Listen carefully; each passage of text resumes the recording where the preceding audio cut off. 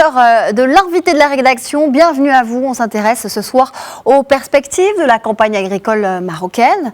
En l'absence de prévisions de précipitations à court terme à l'échelle nationale et de températures élevées, les experts craignent que s'évapore une bonne campagne agricole cette année. Cela aurait non seulement des conséquences désastreuses pour les petits agriculteurs, mais cela exacerberait aussi l'exode rural et ralentirait évidemment la croissance économique. On en parle avec Rachid Ben Ali, vice-président de la Comader. Bonsoir à vous et merci d'avoir accepté notre invitation. Bonsoir et merci pour votre invitation. Alors, la trésorerie des agriculteurs a été lourdement impactée par la sécheresse et la Covid-19. La nouvelle saison agricole connaîtra-t-elle un démarrage tardif, selon vous ?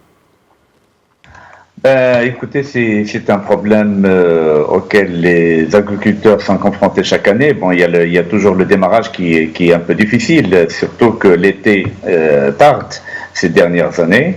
Et c'est toujours un problème, là, le démarrage. Mais le problème de cette année, c'est un peu spécial, c'est qu'il arrive dans une période où nous avons eu 2 années de sécheresse et nous avons eu le problème de Covid, même s'il y a eu des effets un peu moindres par rapport aux autres activités, mais quand même il y a eu des effets assez sévères sur la trésorerie des agriculteurs et sur l'activité en général.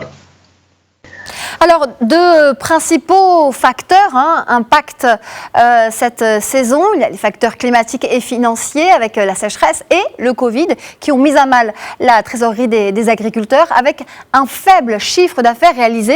Est-ce qu'on peut avoir votre analyse sur ce point ? Alors le chiffre d'affaires, effectivement, donc on a eu la conjugaison de 2 facteurs. Donc c'était une combinaison de 2 événements très importants et ça vient juste après une année qui était déjà très dure. Le problème cette année, il y a la sécheresse, mais il y a aussi le manque d'eau au niveau des barrages. On est arrivé à un point très très bas. On est aujourd'hui à 38% de taux de remplissage dans les barrages, mais qui sont plus ou moins faussés parce que avec 38%, nous avons un barrage Louhda qui à lui seul détient pratiquement le tiers de stock d'eau. Donc les autres barrages sont pratiquement vides. Ils sont très très bas, avec un niveau très bas.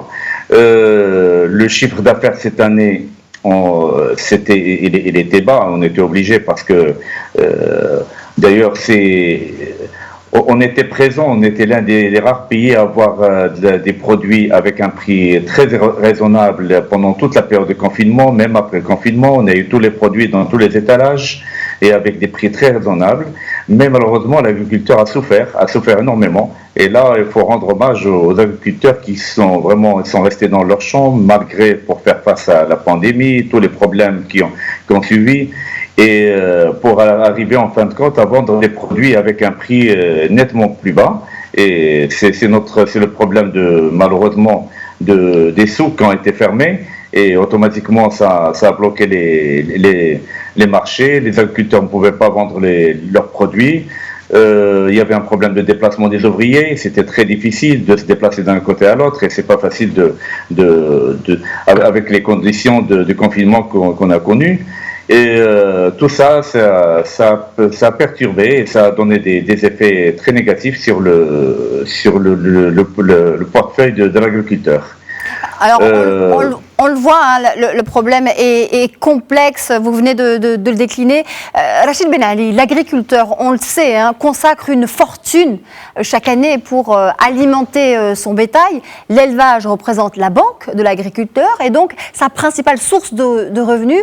Alors, en ces temps de sécheresse et la hausse des prix du fourrage, les petits agriculteurs n'auraient-ils pas besoin d'un sérieux coup de pouce, selon vous ? Effectivement, alors le ministère de l'Agriculture a bien réagi. Elle a réagi au début de la campagne en mettant sur le marché de l'orge subventionnée à 2 dirhams le kilo. Malheureusement, c'est une opération qui se termine dans le temps. On peut pas continuer, ça peut pas durer éternellement. En plus, il y a la paille, le fourrage qui sont restés chers. On a réellement au niveau on n'a pas été on n'était pas représenté au niveau du CVE, du comité de veille économique, et cette raison on était un peu pénalisés parce que les agriculteurs n'ont rien reçu en contrepartie. Maintenant, il y a tout ce qui a été fait au niveau avec le ministère, avec l'ORG et tout ça.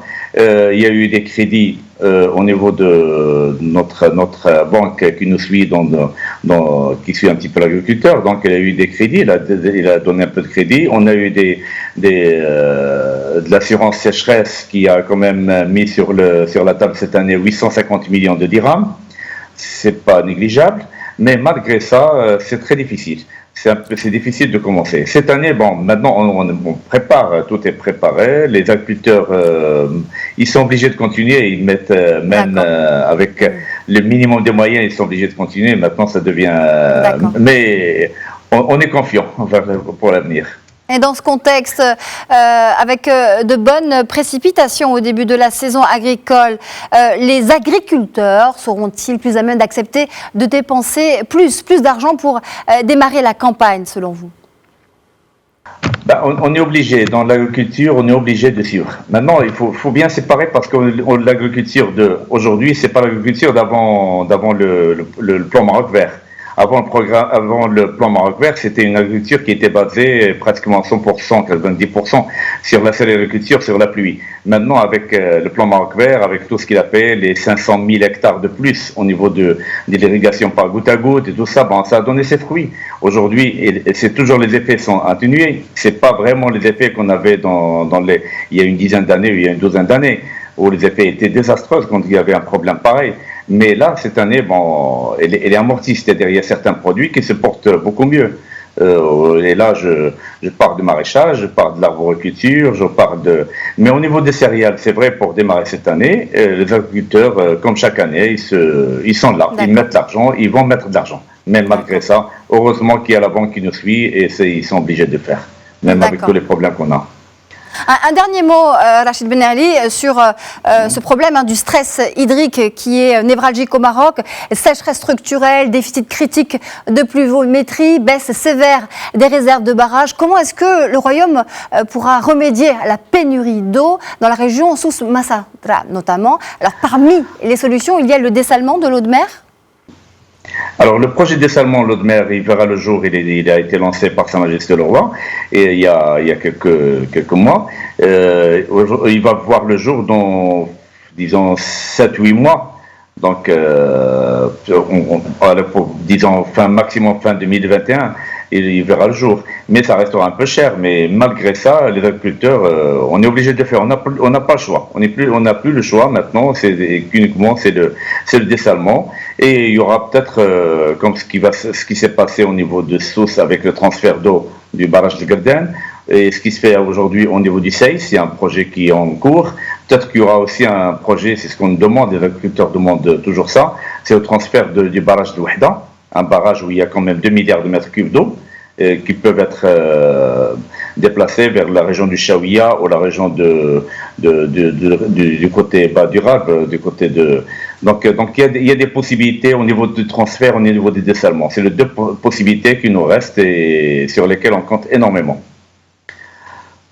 Voilà, c'était Rachid Ben Ali, l'invité de la rédaction. Merci infiniment pour vos réponses. Je rappelle que vous êtes vice-président de la Comeder.